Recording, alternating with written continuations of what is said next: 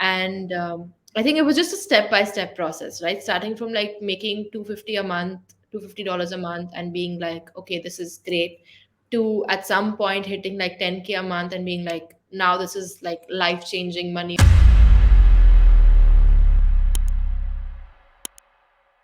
Welcome, everyone. Today, we have with us a guest on our show. We have Shreya Pattar, who is a freelancer, a writer, and an agency owner. She started her business back in college 4 years ago and currently makes over $10,000 a month entirely online. In this podcast, we're going to talk about how she did it and how you can do the same thing too. Welcome, Shreya. How are you doing today? I'm doing great, Harsh. How are you? I'm doing well. So, good to finally speak with you. It is like same. It's been a while since we spoke, so I'm glad this is a very public conversation. But yeah, I hope it'll be fun. So, for the people who don't know you or people who might not be aware, give us a bit about your background. And yeah, we know you're a freelancer, but tell us more. How did you get here? Yeah, sure. So hi, I'm Shreya Pattar. I'm a content creation agency owner. I started freelancing, and that's about like 4 years ago. And since I think the last 2 years, I've also been sort of teaching freelancing online, mainly on Instagram, but also a little bit here and there on LinkedIn and Twitter. I've written 6 ebooks, and apparently it's something that I love doing. So I keep writing ebooks. And I think the reason ended up starting freelancing was because my first post on LinkedIn went viral. And because of that, a lot of people messaged me saying, like, we loved the way you wrote that post. Can you create something like that for us? And I just started writing content because of that. Generally, though, I've like always been good at writing, I guess, like it's always been my inclination towards it. And I started writing at a fairly young age, so I had a lot of practice by that point, and I had done a few internships as well, so I did have a little bit of like content experience. And I just started saying yes, and I think that's basically how it started. So just saying yes to things. I continued creating content on LinkedIn. Right now I have an audience of 125,000 on LinkedIn.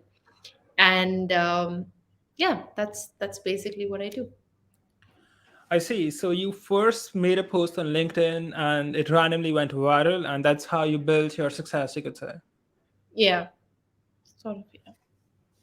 How did you land up on LinkedIn? Because for me, I started with Twitter and I didn't even think of LinkedIn. In my mind, it didn't even exist. So, how come you started with such an obscure platform, LinkedIn? So I created an account when I was doing my internships. I never used that account, but I just like updated all my work experience. I had just joined college at the time. This was in 2018. And so everything was updated just in case, I get some internship or something in university. And the first month in college, the CEO of LinkedIn was there for an interview with one of the student societies that we have in universities. And I just, after the interview, I just went up and I spoke to him. And the first LinkedIn post was actually about that conversation that I had with him. And I think a lot of people do think that there was some like secret hack or something he gave me. It wasn't that. It was just like normal conversation, I think. And I just put that up on LinkedIn. I think just because it made sense, right? He's the CEO of LinkedIn. And then if I am meeting him, I'll just put that up on LinkedIn. So I don't even know if I really thought anything about it. I just like wrote something. It was like middle of the night.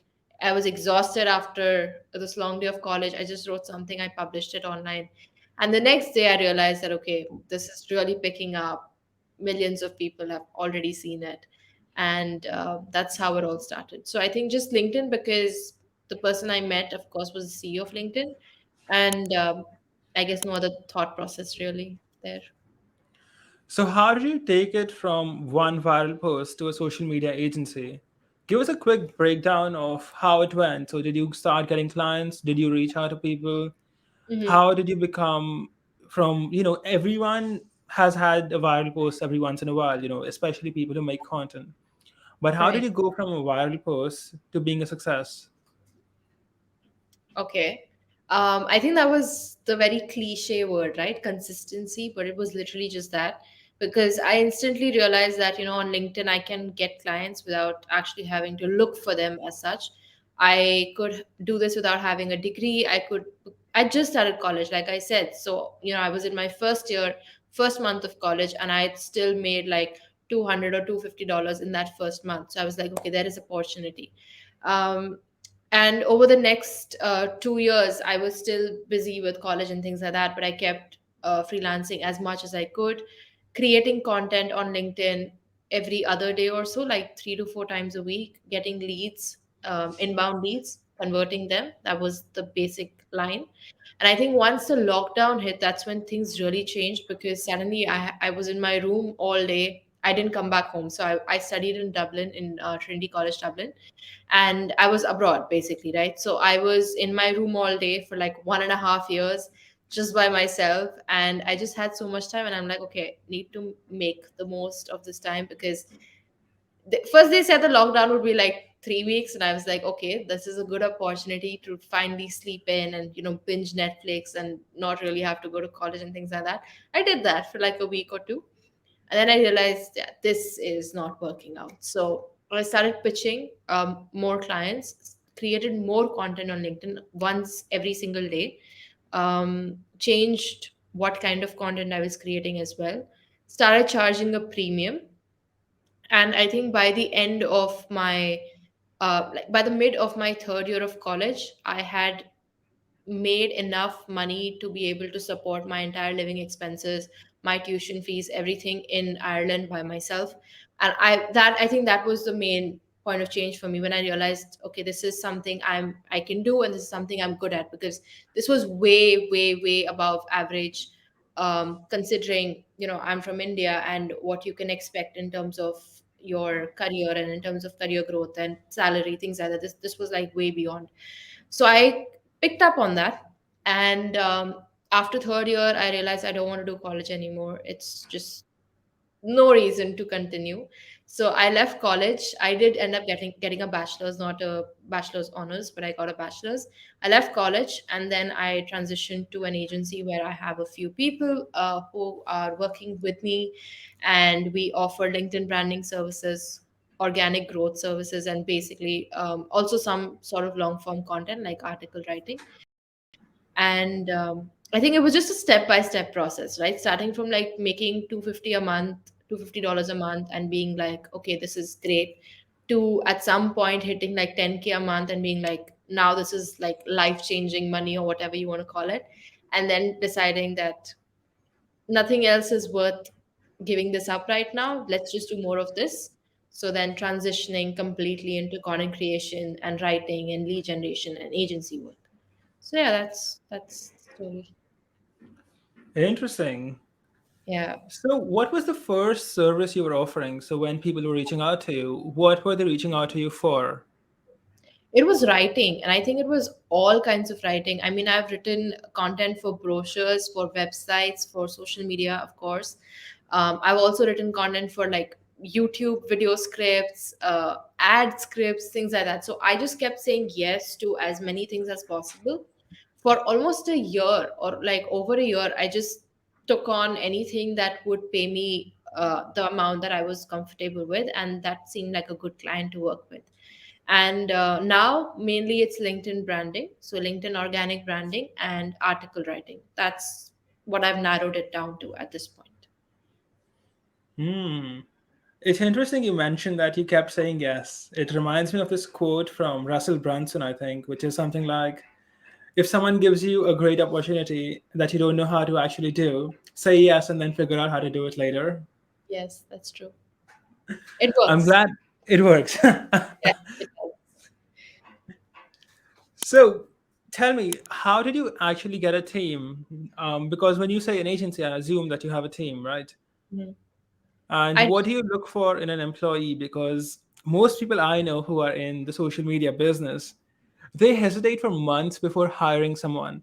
They keep Mhm. thinking, and this happened to me too.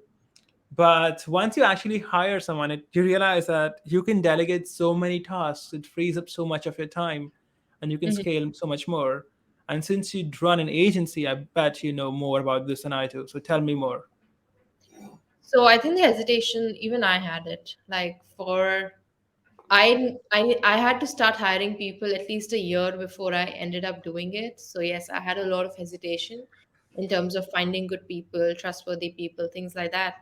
But then I just started with like hiring one person, and by hiring I mean I don't have any full-time employees. I have people on either a monthly retainer basis, or I have people who work on project basis. So like I have these group of like go-to people, and I'll just ping them when something comes up. So it works on both fronts. Mostly everyone is in that side of things, like as a freelancer, you could say.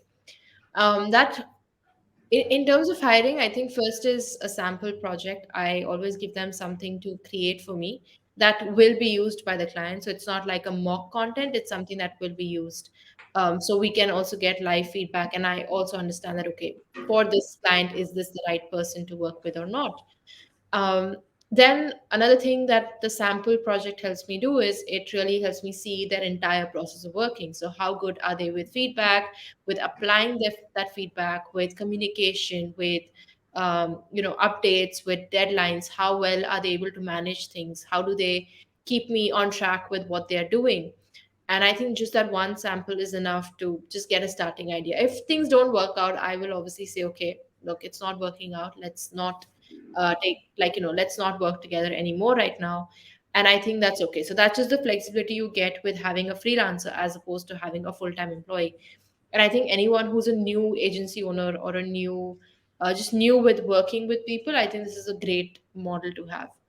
Another thing though that in the last couple of months I've been leaning more towards is like this whole solopreneurship thing. So I'm going back to this whole freelancing thing, but not in the same capacity. I'm looking for better clients. I'm looking for a different kind of service that I would like to start offering. And I'm just seeing what capacity could as I do it as a solopreneur, because I've been seeing people like Justin Welsh who are doing really well as a one man army plus a VA or like a personal assistant or whatever they call it. And I think that's a great model, because managing people is hard. Working with people like on the team is hard. So yeah, I'm just exploring if I can do this whole solopreneurship thing now. Hmm. If I may offer some of my own insight here, Yeah. and this kind of like I kind of got my hands burnt a few times before I learned this, but I've always found it better to hire employees who are self-motivated and Mhm. kind of like entrepreneurs themselves, like they do their own research and put in the work rather than you having to watch them all the time. Has this been your experience too? Yeah, I mean, you need someone you don't have to micromanage, because otherwise you're just putting in more time managing them. And I think I've reached that point with many people where I'm like, you know what, just leave it. I'll do it myself. And that's the kind of people that okay, you should not hire these kind of people again. So yeah, I think that I've had that experience as well. It's a common thing. So changing gears for a minute, tell us Mm. what skills you would recommend for someone who wants to get into freelancing. Let's say someone is a rank novice, they're just out of college, or maybe they're like me who didn't go to college. And they're like, okay, I want to start freelancing. I want some of this online income thing. I am an Indian guy. I make $2 a month or whatever, $200 a month. $2 is too low. Not trying to mock my people. But they want some of that online money thing coming, especially the USD. So, Yeah. what are their options? What skills should they pursue? I think there are so many options in terms of online businesses. So anything you think in terms of like social media, in terms of digital content, online content, all of that works. So like it could be video editing, graphic designing, copywriting, content writing, things like that. It could also be anything that the core idea is that whatever skill you have to offer, people would pay for it if it helps them make more money. So another thing in the same angle would be if you help people with maybe like running ads or doing some sort of outreach, sales and marketing, things like that, they work as well. I would say you can like at a personal level, of course, you know what you're inclined more towards when it comes to certain skill sets that you could offer online rather than, actually having to be there in person. Explore those. And if you cannot think of anything, I always say just like learn writing, because writing works for anything and everything. You want to do ads, you want to do social media content, you want to do cold outreach, you want to do presentations or like anything related to public speaking, writing will help with like every single thing that you have in mind. So you can learn writing, and I would say, in fact, learn writing regardless. But like in terms of copywriting or like very specific content writing, you can go in for that if you have no idea what to do. Also, teaching works very well. So if you are an expert in a particular topic, like let's say right now what's trending is especially blockchain and crypto, people really want to understand it, but there's very few teachers who can do a good job. So even if you start teaching that online at in a personal capacity, or through content creation, and then move towards, let's say, mentorship or coaching programs or small cohorts and things like that, then that's also a way to monetize an audience. um, so yeah, in terms of like skill, that would be your core skill that you do need as a freelancer. Other than that, you do need communication skills. English, work on it. I think for Indian freelancers, English becomes a barrier. And I've had a lot of people surprisingly bash me for saying that, oh, like you're promoting English, but it is what works. You need to know English. It's a global language, and that's what will help you close international clients as well. So work on English writing, reading, speaking, also comprehension. Like, are you able to really understand what the person is saying? That's important. And I would say, apart from like the core skill and communication, you also finally need a lot of patience, and a lot of commitment, because it's not an overnight thing. um, and it's not a consistent thing. Like, you could have some months where you're making like 10K a month, some months where you're making 5K, 8K, 15K, and then you come back to 8K. So it'll be a bit up and down, especially in the initial year or two. So you just have to kind of see yourself through it, like just, put these on and just like see yourself through it. So yeah, a lot of commitment and patience. Yeah. I see. For you mentioned crypto earlier, so I like to give a self plug, you could say. Yes. For people who want to learn crypto, the best site is teachyourselfcrypto.com. That is created by me and a friend of mine. And this is the best course on crypto out there. But moving back to what you said that the simplest thing you can learn is how to write. Hmm. And I would like to ask you how to do that because Yeah. most people, like, I could tell them, learn writing, but people, as everyone thinks they know how to write, like, people don't really know they don't know how to write. So, Yeah. what resources would you recommend them to learn writing? And do they actually need to read books and learn it, or can they just do it? Because me, for example, I never learned how to write. Like, I failed English a couple of times in school, Yeah. and I just started writing as a hobby, and here we are. So, give us your take, and if possible, if you could recommend some books or courses, that would Mhm. be great. I think writing is definitely one of those practice and learn and practice and improve skills. Like, reading about it is okay, but you actually have to put work into it, and you have to do it every single day to improve. So, like I said, writing is something I've been doing since a very young age, because I've just seen my parents reading a lot of books, and I've seen them like my dad also, he also loves to write. So I think I've just seen that happening in the house, and it's just come up. So I've never really focused too much on like a specific book or something like that. But I would say that my writing has changed a lot from what it was at this time, like 2 years ago versus now. And then again, of course, what it was like 7, 8 years ago versus now. So that's all because I've been writing like every single day since I was like very young. So I think that makes a lot of difference. So practice, but especially in terms of like a specific type of writing right now, because we are talking about something that could be potentially monetized. I would say, in terms of like copywriting, if you want to do, for example, sales pages, or you want to do newsletters, if you have a very specific type of writing that you would like to learn, then the free way to learn this kind of writing is to actually pick up the best content that you find that is related to it.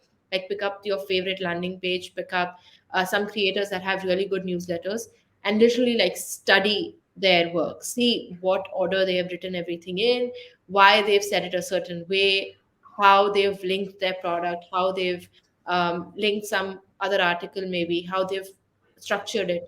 All of that, like, study it. So it's called a swipe file when you do it for Twitter. Like, you collect all the best tweets, and it's called a swipe file. So you basically do that, but for any specific kind of content that you want to work on. and then you also recreate it, so you can literally like handwrite it. I think that's one of the techniques that I've recommended to someone else, and it did work. Again, I've always sort of been into this, so I've never focused on specific techniques.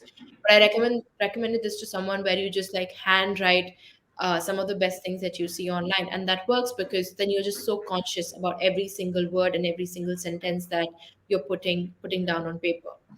And if you are looking for paid resources, then one of the creators that I think has a very good copywriting course, although I've not taken it, I know people who have taken it.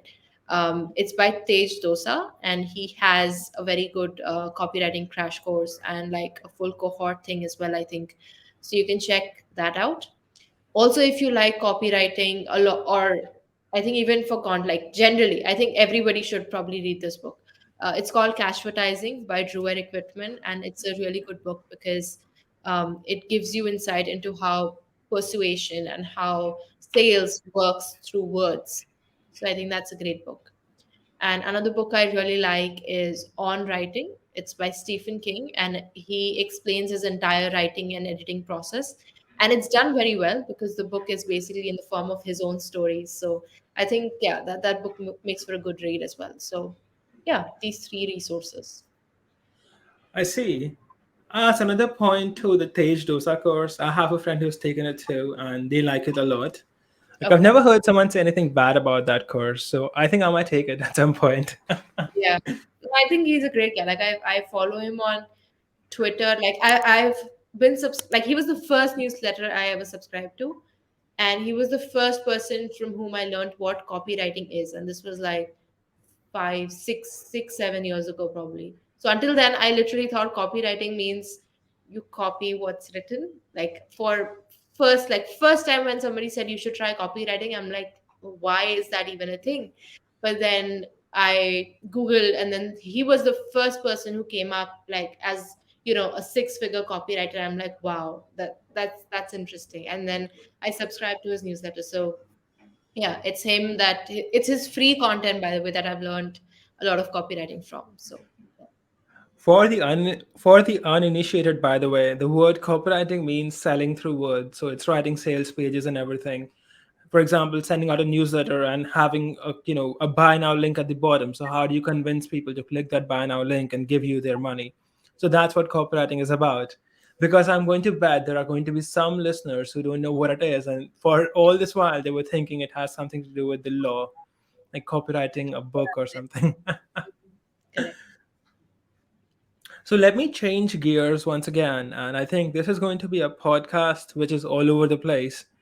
Mhm. But how do you get clients in the sense, what is the process like? Say you DM them on LinkedIn, do you do a call with them? And what are the best tips or things you've learned that helps people close a client? So for me, since I've been creating content on LinkedIn for almost 4 years, so it still works for me in terms of inbound lead generation. Um, I use that for services. I've also started doing outreach on LinkedIn again, from my own LinkedIn account, which is very professional, properly set up, has a lot of like social proof on it. I think that definitely helps in me getting better responses. And one of the important things about doing outreach on LinkedIn, I would say, is to use that connection request personalized note feature. So basically, unlike on Twitter, when you just have to click follow, LinkedIn also has a connect option. So when you connect, you basically get the opportunity to also be able to DM that person. So you both get connected, and then you can both DM each other, which you cannot do otherwise if you're not connected, unless you have one of those premium LinkedIn plans. So if you're on a free plan, make sure the connection request that you send is personalized. And if you plan to pitch to that person, if it's not just a connection, if it's not for networking, but it's for pitching, I would say use that connection space to pitch. Like just give a personalized line, give a one liner case study, like whatever your best case study is, and then just ask them, let's connect and chat, or let's connect. And, it's it's a very I think that particular space is very good for practicing outreach because there's a character limit of 300. So you have to say whatever you want to say in 300 characters, which helps a lot of people who are like who send like such long cold emails. I think that will help you really boil it down and force you to create a very concise cold DM. So it's a good way of practicing that as well. And in terms of the process, then what I do is if it's inbound, I send them, like, I ask them a couple of qualifying questions. I just do it on the chat itself.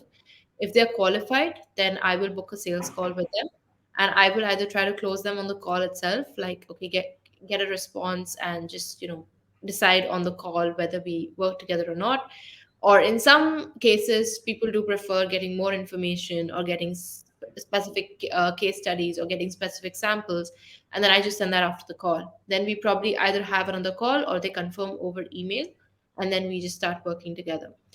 But if I'm doing cold outreach, then I don't do that qualification thing, because it's, of course, it's annoying. If I reach out to you, you first of all, you agree to connect with me and to probably discuss this opportunity with me. But instead, I'm just like, hold on, wait, first let me see if you're worth that time.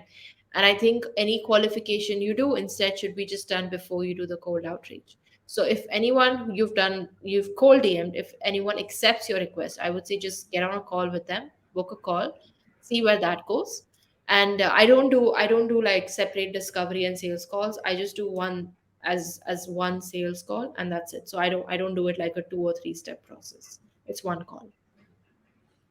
I see. And now that you mentioned filtering, it kind of reminds me of my own consulting days. But let me ask you, what do you look for in a client? Like, what is something that a client can do that will make you say, "No, I'm not going to work with you. Like, this is not going to happen."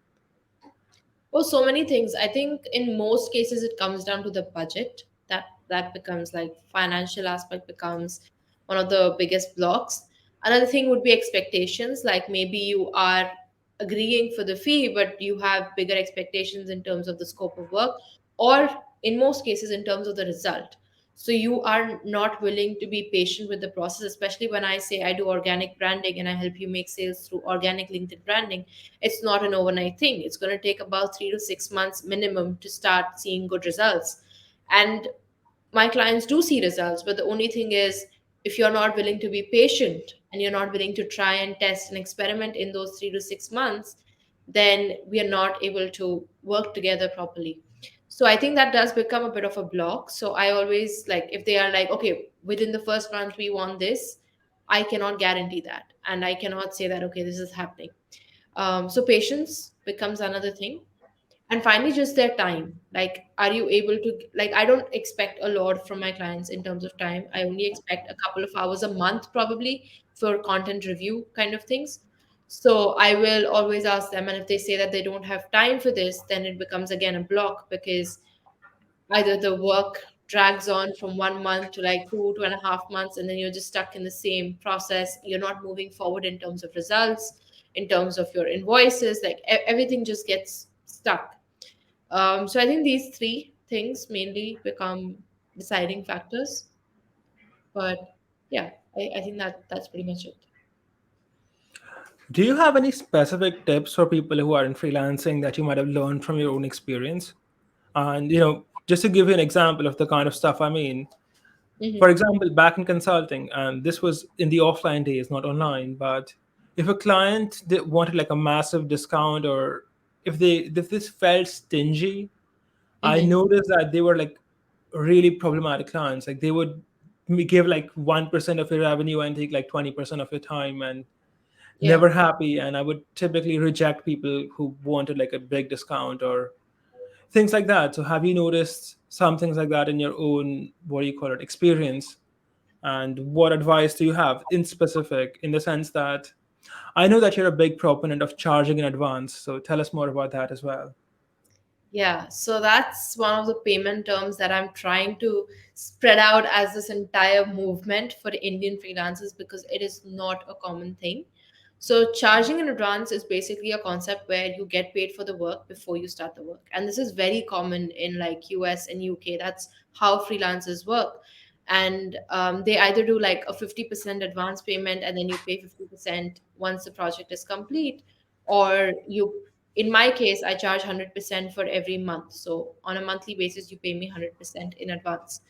And the reason this is so important is because, especially in India with Indian freelancers, a big hurdle is getting paid, and getting paid fairly, but also getting paid on time. And so many times, even if they've done this work that's highly negotiated, that's, like probably like 20% of what they really want to get paid, even if they accept that, they just don't end up getting paid at the end of the day, because, well, once you've given the work, anyone can just run away with it, right? So I say charge in advance. This is something that I think all freelancers should do, irrespective of what kind of freelancing they're doing. And you also get more peace of mind, because okay, like, I think there's a certain commitment and accountability that comes from both ends when the payment is made in advance, because then you've already received the money, so you have to do a good job so that you don't put yourself in that weird position where you're like, I'm not happy with what I've done, like, should I refund? Like, you don't want to be in that position at all, so you do better work. And then from the second side of things, also for the client, it's better because they've also committed, and they will also be accountable towards, okay, whatever you have, whatever you expect from them, because they've paid in advance as well, so that does matter. um Other than that, like you said, yeah, like if somebody negotiates way too much, that's not somebody you want to work with. Somebody who keeps asking for like extra free work, some is not somebody you want to work with. Somebody who keeps using words like, oh, it's just another 100 words, or it's only going to take you, like, 5 minutes or whatever. Like, when they keep using these words that sort of, I think their idea in their head is they're trying to say, look, you're so good at what you do that it's only going to take you like only so much time. But the thing is, when they say that, it's actually pushing for the idea that I don't value your time, I don't value your expertise. In fact, I'm not saying that I'll pay you more because you're going to do the work quick, but I'm saying that because you're going to do the work quick, I shouldn't have to pay you at all for this. And this is one of the things you just realize when you start working with people, when that there are certain words they use where you instantly know that, okay, this is not somebody you want to work with. So I think only and just, like, those are a few of such words. So yeah, I think those are a few things in terms of, I think pricing does become an overarching idea for this. And just anybody who's pushing their limits, right? Anybody who's like calling you at odd hours, expecting you to do more work in less time, changing the deadlines frequently, changing the expectations frequently, asking you to give more edits than there are in the contract. All of these things, like anybody who's not respectful of your boundaries, also somebody you should walk away from. Yeah, like red flags, too many red flags. So how do you get yourself at a point where you're like, okay, I can actually reject clients? Because most people are not in the position to do so. And that's a good question. I always say that, at certain points, you do have to work with, like, you have to kind of take any opportunity that comes your way. It depends on what position you are in at that moment. Like, if you're absolutely broke and you feel like, okay, if I get $50 right now for like even 20 hours of work, but that makes sense to me, you might want to consider it. Is it going to be painful? Yes. But do you need the money? Yes. So, but the idea with whatever I put forth online and all the content I create online is that I don't want you to ever be in that position. So I think one of the things about getting paid better is to first of all reach out to better clients. And I think that's where especially Indian freelancers are going wrong, that they're reaching out to people who are, in like the bluntest word possible, who are broke. So a lot of freelancers I see are actually doing freelancing for like students. Like, why are you writing SOPs for students? Why are you doing academic writing for students? Students cannot pay. Even if it means like getting into their dream university, they will not pay more than like 10,000 rupees, which is like, what, I don't know, $120 or something, for an SOP, which will still take you about 5-6 hours if you're good at it, probably 10 if you're like okay at it. So I think first of all, your target audience has to change. If you are going after students, youngsters, people who are like resume creation for people who are looking for a job, that's a broke market. Do not approach that. Um, Second thing is also to look into the international market. I think a lot of Indian freelancers again struggle with wanting to be first capable, and then like wanting to achieve some level of, I think, what do you say, confidence, or some level of feeling like, okay, now I am worthy of reaching out to international clients. But I don't think there's a difference.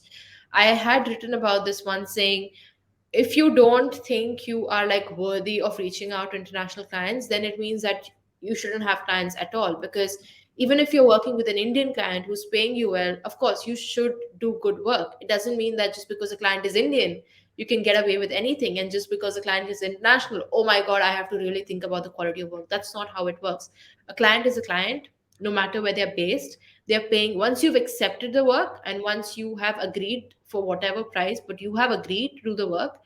And if they're not, of course, if they're not causing you pain while working, that's a different thing. But once you have given your commitment, your job is to do your best job possible. And if you don't think you can do a good job for an international client, then I think you have to change your mindset, because a client is a client.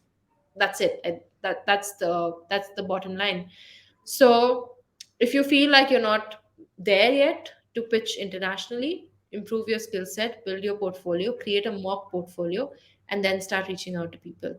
And initially work for free if you have to, because when you work for free for like two or three good people, like people that you know that working for free will actually give you good testimonials, give you good learning opportunity, work for free for these kind of people, and then use their case studies and their reviews and testimonials and feedback to pitch to people that you can get paid by. So don't be afraid to work for free as well, I would say, especially in that first month of freelancing. Be open to it. I'm going to change gears once more. And before I do so, I would like to ask you, do you have any recommendations on where someone who's a beginner can learn more about freelancing? Do you have an ebook or something like that? Yes, I do have an ebook. It's called Freelancing Freedom, and it covers like everything, right from how to pick a skill to freelancing to finding your first client.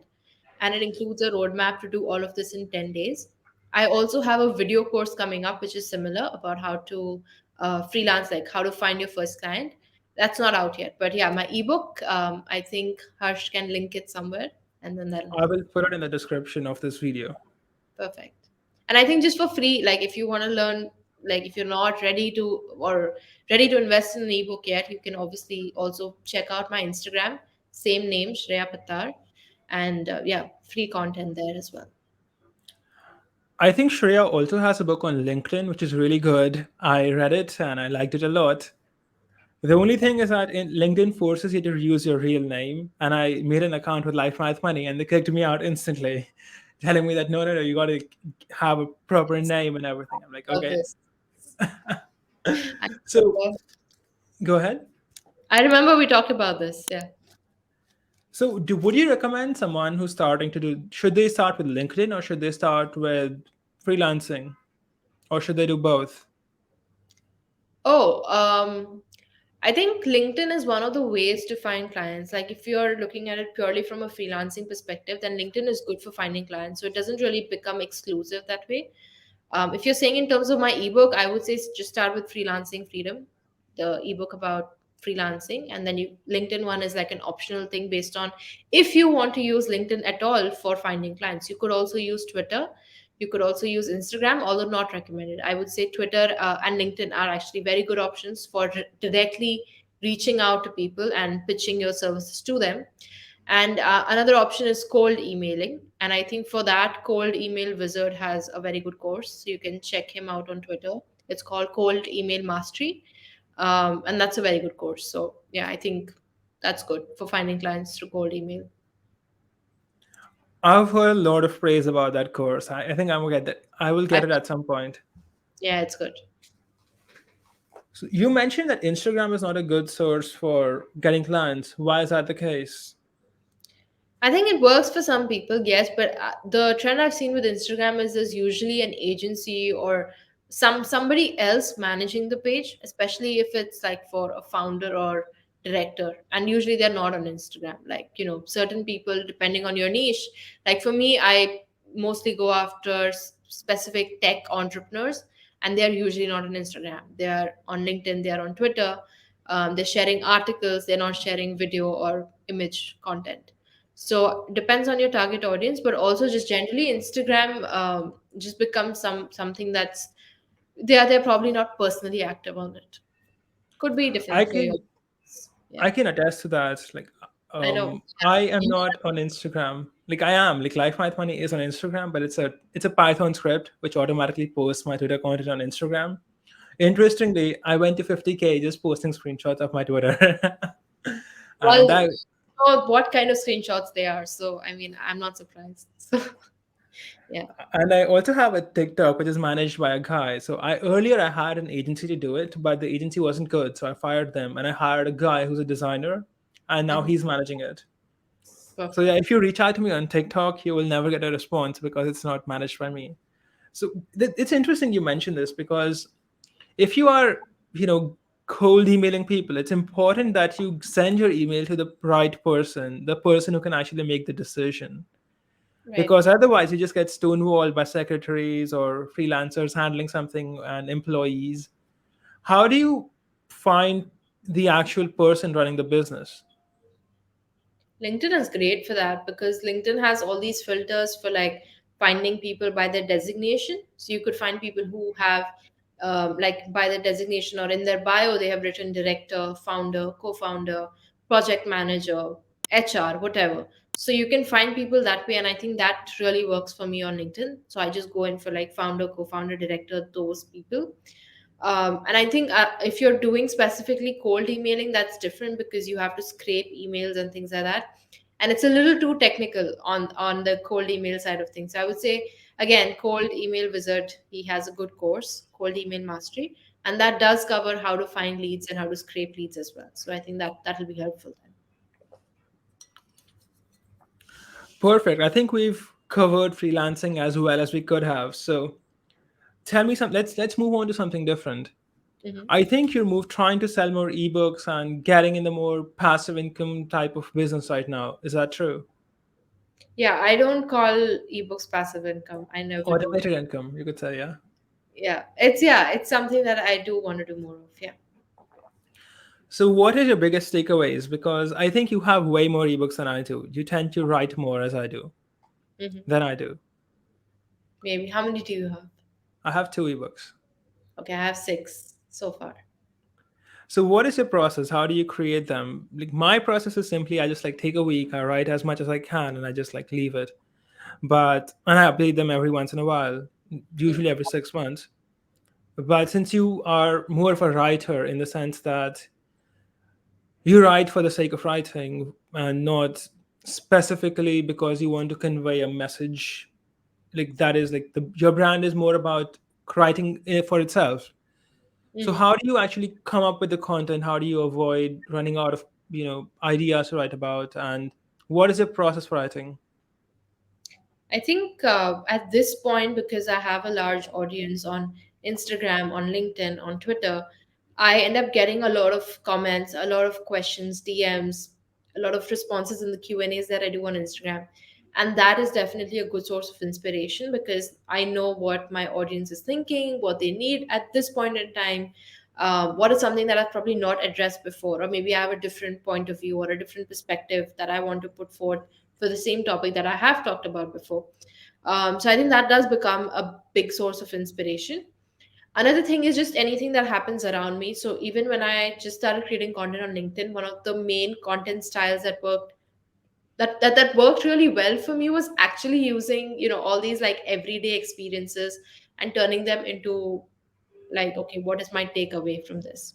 And it became a thing on LinkedIn that I did. So I still continue to do that, although I think in a more abstract way, maybe not too specific, but just more of a mindset or like mental approach, that kind of way. And so yeah, things that happen around me, questions that I get, all of these are inspirations, and just anything that I read. That also, if I just want to again put my point of view on Twitter, I either quote tweet it or I just create a new thread based on my ideas. So those are my three main sources, I guess, of inspiration. I see. So it's more like a stream of consciousness, you could say. Yes, especially on Twitter, I think it's become that. Twitter is the ideal platform for stream of consciousness. It takes the least amount of effort. You can just tweet really fast. Yeah. But I think that it makes people lazier as well, in the sense that I have a lot of friends who are influencers, And once they get on Twitter, they start making money so fast that they stop doing anything else. So if they were making YouTube videos, that stops. Because to make money, you just have to tweet more. Yeah. I think in that case, like it depends what your motivations are. I mean, I enjoy all of this content creation side of things. I enjoy doing podcasts. I enjoy like good conversations. So yeah, like irrespective of how things would do financially, I guess I would still, of course it's different that it's with you, but you get what I mean, I'm sure. So yeah, I think you have to like if you enjoy the other aspects of what you're working on, then you won't really give up on them. I see. So once again, changing gears, and as I said, this podcast is all over the place. You moved to Dubai lately, you told me, and how have you been liking the city so far? It's good so far.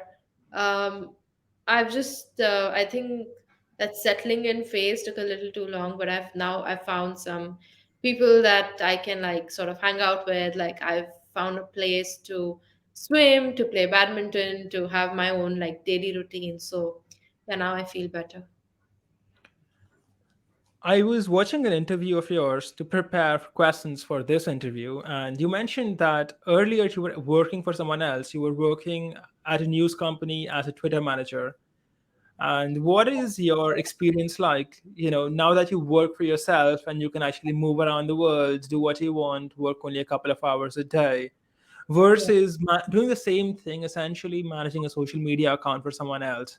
So what are the differences there, and what have you could say, are you grateful that you picked this choice, or is it the same? Oh no, I'm definitely grateful for this.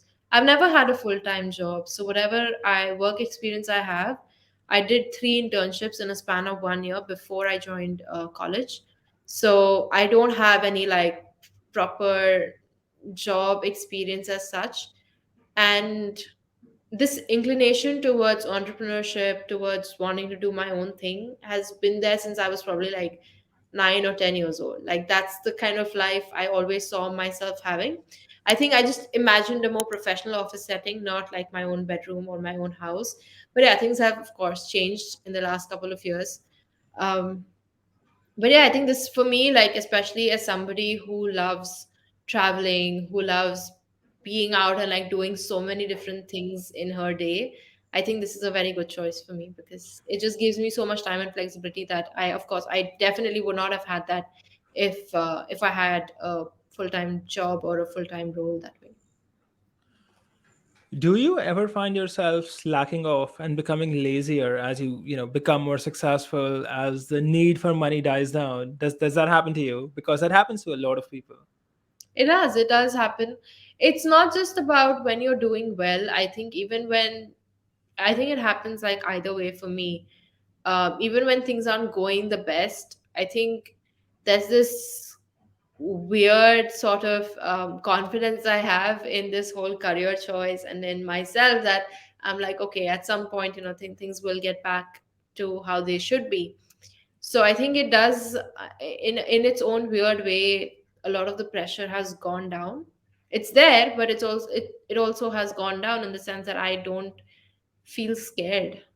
Not really. I don't really feel scared about what's ahead. So I think it's a good thing, but it also does breed a little bit of laziness and complacence or complacency. I don't know what would be the word, but it just makes you a little bit more complacent than you would like to be, I think.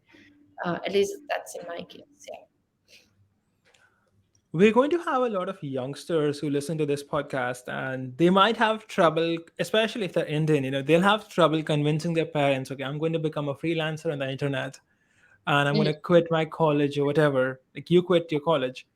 What advice do you have for people like this? Because for a Western guy, it doesn't make any difference. Like, they're more independent. But in India, someone who's like 18 still asks his parents, okay, is this a good idea or not? Should I do this or that? And most Indian parents are not happy with entrepreneurship. They want something more stable. So, what was your experience in this regard, and what advice do you have specifically? Okay, so in terms of my family and my parents, they've been very supportive. So I think they had to. I think like we are all on the same page. Like I never, it was never even a point of discussion that way. But I think the thing you mentioned about me dropping college, it's very important to note that I dropped college when I was already making like six figures USD a year. Like I was making well over $100,000 a year, and that's when I decided that I don't think college is going to be helpful for me, so I need to leave. I still have a bachelor's. I will also say that because the idea of dropping out is different. I know, but yeah, I was already making good money. So I think that's important. I never recommend anybody to like quit their job unless they have tried and tested freelancing and it's making them at least two times the money that their job is making them. And it should be that way for at least 6 months before I can say, okay, yeah, you're in a good position to probably leave your job and do this full time. So I will like, because it's, these are difficult times and you don't want to experiment with something because you've seen it online, and because of course a lot of people are doing it successfully, but just in case it's not something you prefer, I wouldn't recommend you quit your job. In terms of convincing parents, I would also say that just start freelancing on the side. Like don't leave, like if they have said that, you know what, you should join college instantly after school, and you've listened to them and you've joined college, and you're in college right now and you're watching this, don't think about having to leave college if you want to start freelancing. You need, like, maybe if you can somehow make 2 to 3 hours a day for yourself to work. Like, I remember I used to go to college from like 8 a.m. to whatever, 7, 8 p.m., sometimes even 10 p.m. Not that I had many lectures, but I was very involved in all these business events and workshops and things like that. I used to always go for all of them. And then I used to work from like 10 p.m. to 2 a.m. or 3 a.m. for my clients. And then again, like go back to college in the morning at 8. Um, and then I would sleep in on most weekends just to like cover up sleep, whatever. But yeah, I've done that like for two years before the pandemic hit and before I had to be at home. I have done that. So it's hard, it's challenging, but it's also the kind of stuff that you have to do if you want to try out freelancing. So if you can just make 2.5 hours every single day, either in the beginning of your day or at the end of your day for freelancing, that's good enough. So if this way you don't have to leave anything, you don't have to do a lot of convincing, but once you start making good money and you probably start sending money home or whatever, then your parents will understand and they'll see the opportunity. So that should help. Like basically, your parents want you to be financially independent and they want you to be financially stable. And if you can show them that you can do it, and you're doing it at whatever, like 18, 19 years old, and you're doing it from your college room or from your own house, they'll be happy to see that, okay, there is some opportunity in it and you are able to grab that opportunity. So I guess just show them the money. That's what it is. I love that phrase, show me the money. I guess, like, show me the money. Yeah. All right, Shreya, this was a great show. I love to have had you. And tell me, is there a last message you would like to leave to our listeners? Is there something you would like to share? Something I should have asked, but I didn't ask? I think there's nothing specific. I think other things I would say is that I do admire the kind of content you put out, and I think um, that it just gives a more holistic approach towards whatever makes life worth living and makes life more successful, I guess, in whatever your definition of success may be.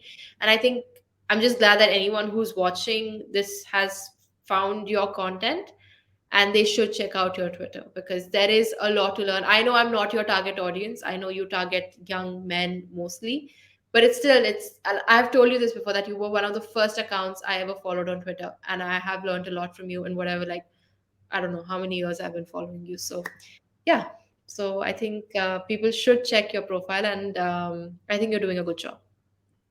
Hey, I'm happy to hear that, especially from you. Yeah. So, guys, all the links to Shreya's social profiles will be in the description of this video or on in the podcast if you're listening to it on the Podbean platform. And check out Shreya's eBooks. I have taken her book on LinkedIn. It's really good. And she also has a book on freelancing. The links will be in the description. And have a great day. Click the like and subscribe button. It really helps me out. And also make sure that you get future recommendations from YouTube. If you want recommendations for all videos, hit the notification bell. And I will see you next time. Bye.